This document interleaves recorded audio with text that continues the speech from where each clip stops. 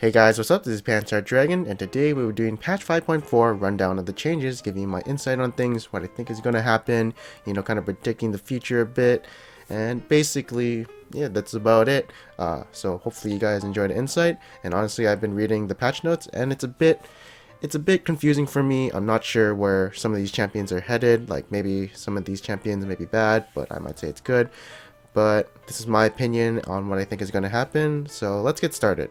So first up, Azir gets a bug fix with the spectator mode, blah blah blah, not important, but now we get onto Janna, and we see a bit of changes coming to her. So basically what's happening is her passive is going to her only and moving it to her W.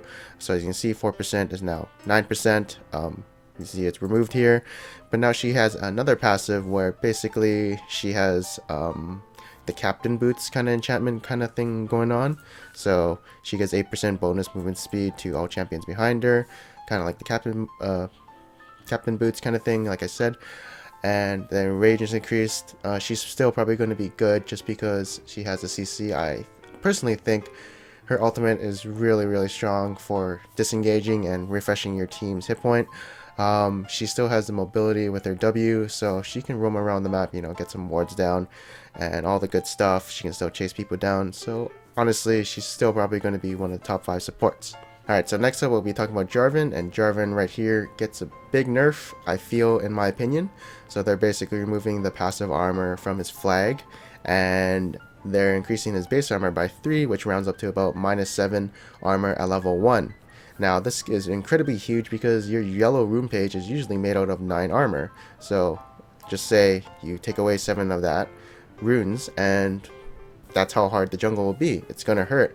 So what I'm expecting is maybe he won't do, say, golems to red to blue and then he can gank right after.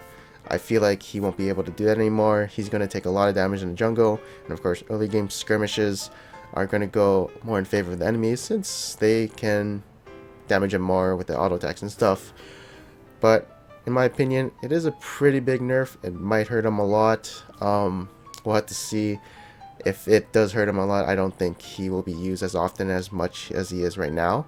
And yeah, 7 armor is really big.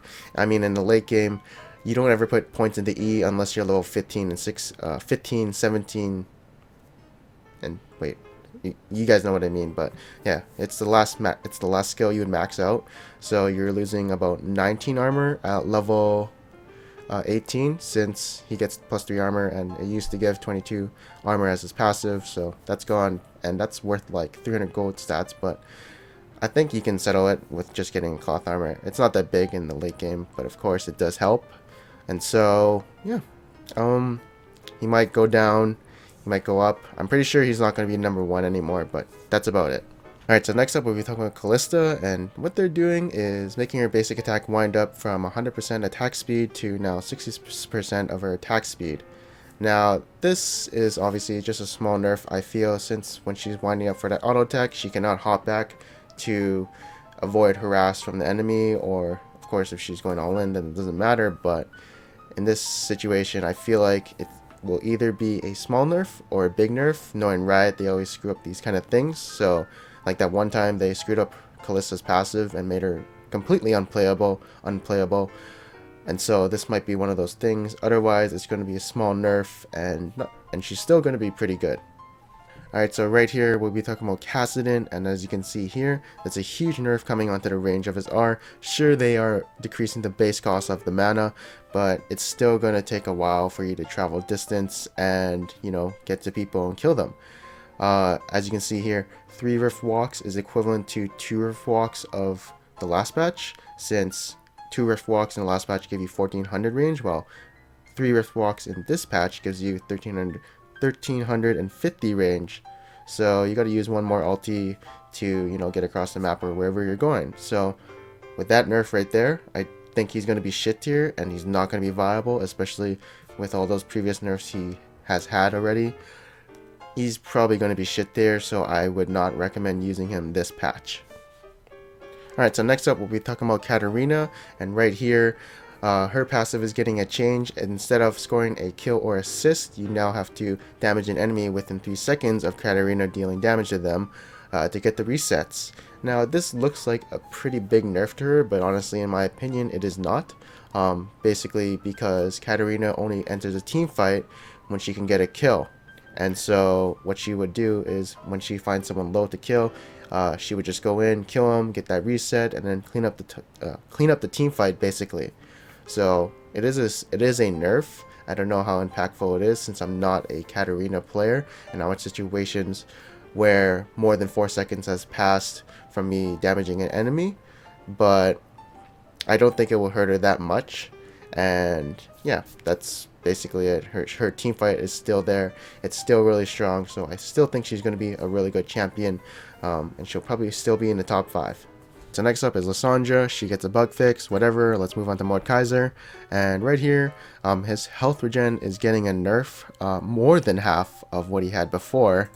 So that is really impactful, but he is getting health costs decreased. But the thing is, it's only on his Q and W, and it's not on his E, which is his main harassing ability and skill that he levels up and maxes out first.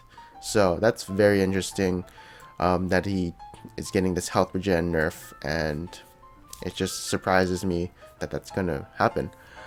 So anyways, let's talk about what's going on. So he's getting a Nidalee Cougar Q now. It's a longer range, so that's going to help him, harass people in lane, damage them, whatever. And of course, team fights a bit. It just helps. And right here, Mordekaiser can use his W on an ally, so that means there's going to be 2 spinning scraps of crap, rotating people around people, giving the armor and magic resist, while also damaging enemies. So that's pretty cool. And right here is the magnetic buddies passive thing. Now when you're walking towards each other, you both gain plus 60 bonus movement speed, which is a lot. This is a lot when running towards each other. I also thought you could use this as an escape when, say, you're overextending and you have a minion to W behind you. But the thing is, it's a projectile, and it takes a while to arrive to your target, so you won't be getting the movement speed unless it's on the ally. So it's going to take a while for that movement speed to kick in, unless, of course, you can, while it's in midair, you get the movement speed buff, but I'm pretty sure they didn't code it like that. Now, and you also cannot stack damage with your W, so you can't do double damage, which sucks, but whatever, since I'm pretty sure that would help, since he is getting, I feel like this is a nerf, in my opinion. They're also nerfing the AP ratio by 0.5, but remember, this does magic damage per second, and so after 2 ticks of damage, instead of having 0.3, it's going to be 0. Instead of having 0.4, it's going to be 0.3, and you're also going to do 24 less damage on that second tick, so it might add up, and just a bit nerfed to AP Mordekaiser. Alright, so next up we'll be talking about Mordekaiser's ultimate, and right here, they're taking out the attack damage by 20%, and instead they're giving 25% of their bonus health and 30% of their ability power. Now do note this says their bonus health, not maximum health. That means, let's say the enemy has a Warmog's armor and he has no masteries or runes for whatever reason. You'll be only getting 200 health extra when you ult that person, and not their total maximum health, according to this patch notes. But at least you still get 30% of their ability power, and you didn't really need their attack damage because that was a pretty useless stat. I mean, it did enhance your Q, but did you auto attack that much? Probably not. And now you no longer give ability power to your ghost. I guess this only had impact on Orianna because her passive did scale with ability power. I'm pretty sure there's more, but I can't think of it right now.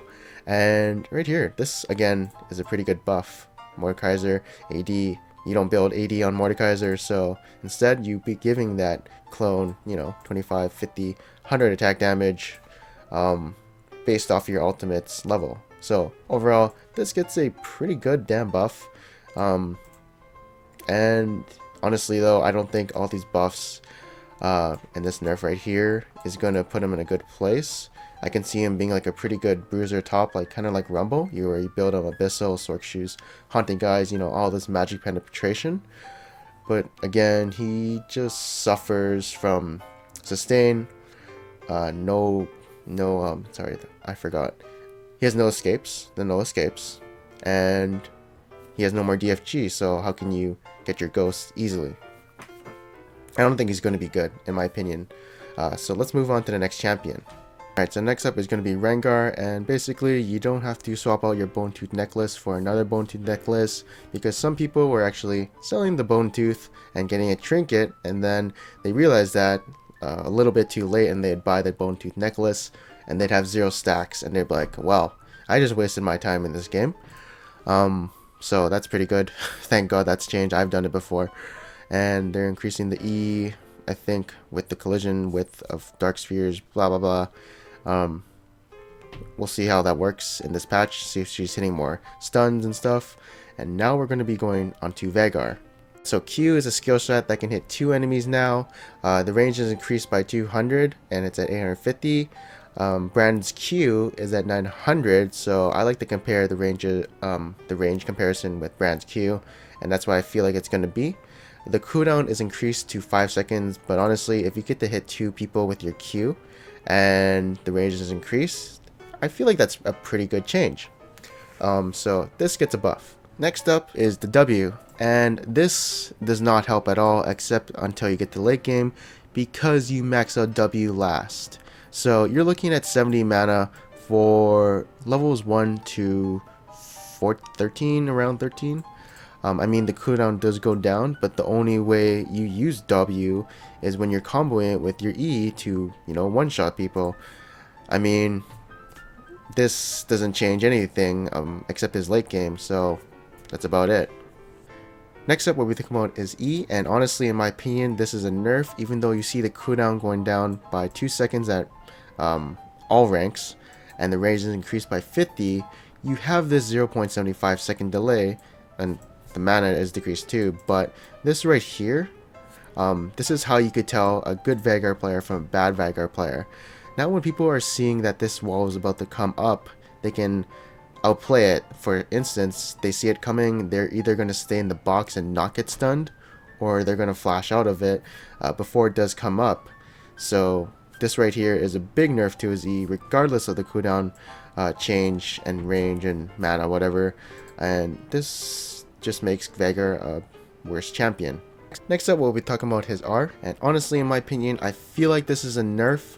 The reason I say this is because even though the mana cost is decreased by 100 at level 16, I feel that in the late game, you don't really have that much mana problems with mages at that point. And so I'd rather have the 1.2 AP ratio instead of a 1.0.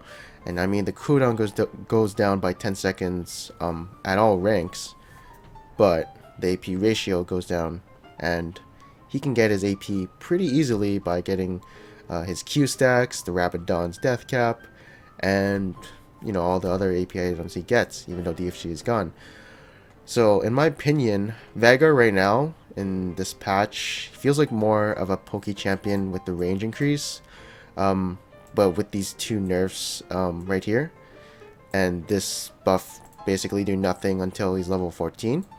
I feel like he was honestly a better champion than this patch before, because this right here, this is a big nerf. So they completely destroyed good Veigar players, and now this is going to happen. So yeah, I don't think he's a good champion at all after this patch. He was actually a pretty good champion even after DFG was removed, but now with, of course, this patch, he looks like shit because of that easily outplayable E change. Alright, so right here, Xerath E max stun duration is down by 0.5 seconds, and I'm actually pretty glad from this change, because I remember I was going to gank a Xerath, and I was like near his tower, but he stunned me at max range, and I basically went from 100% to 0, just because I was taking so much tower shots.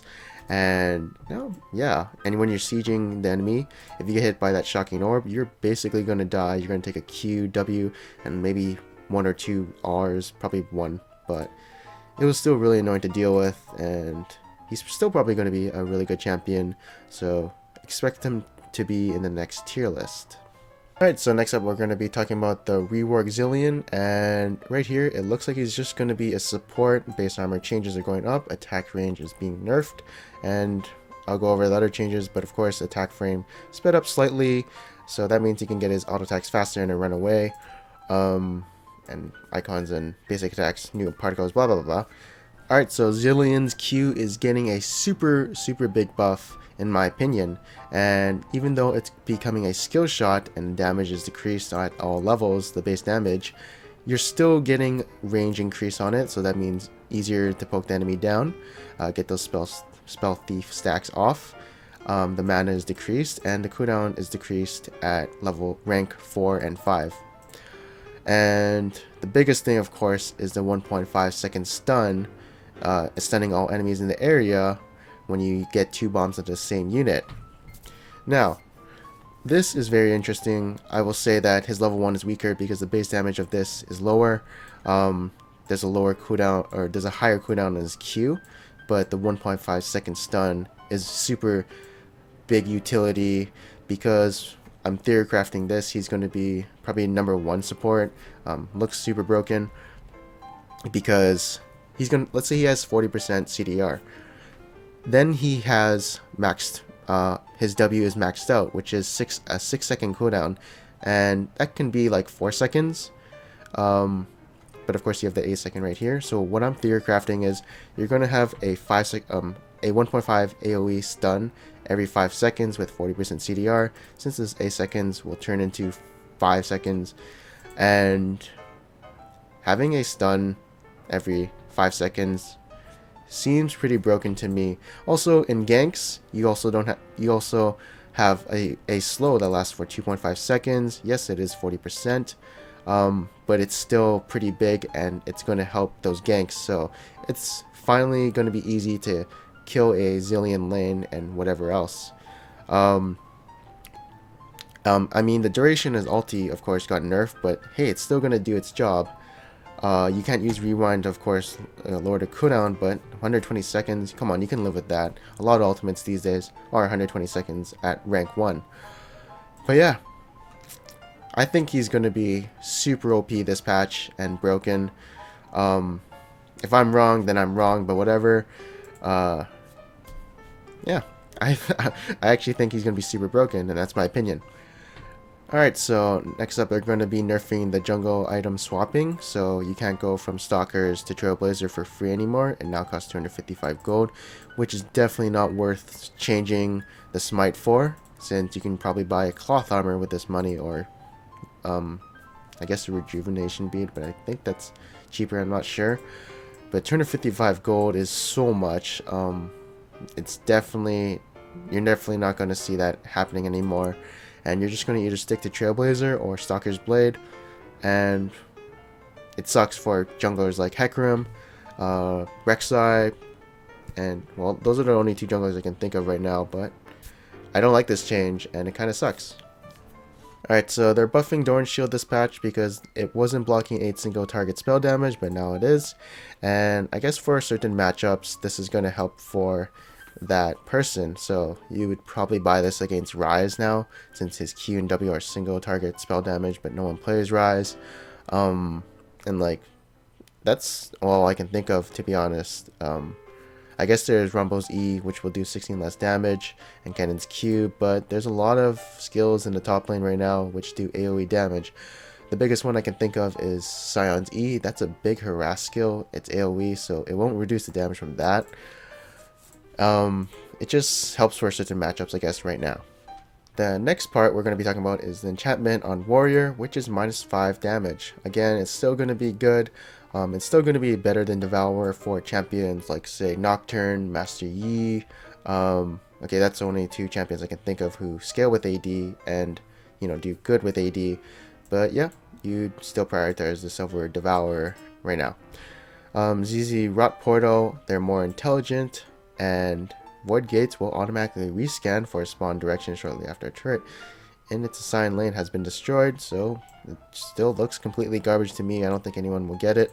Next up is Smite, and is getting a pretty decent nerf. Well, Chilling Smite is, so the range is reduced by 175, which is pretty big in my opinion. You can't engage as much on ganks, so what I think is going to happen with the recent jungle changes to the jungle items costing 255 gold when you want to switch. Most junglers right now, oh yeah, and the range decrease. Most junglers right now will be going to the Trailblazer.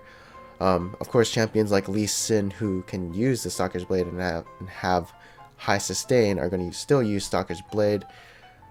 I think that Trailblazer is going to be the main item to use right now, just because of all these nerfs happening. And that is it. I hope you guys enjoyed my rundown. There were a lot of cuts I had to do, and I've been working on this for about an hour or two, so I'm very tired.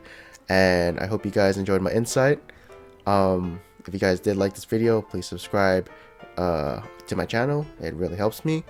And I'm pretty burnt out, and I'm probably gonna go sleep after this. When I say burnt out, I don't mean I got high and then I lost my high. I mean, I'm pretty tired because been up for 20 hours, and yeah, I stayed up for this to make you guys a video because I don't want to be late. If I'm late with this video, it's kind of stupid, right? I'm going to sleep. Bye.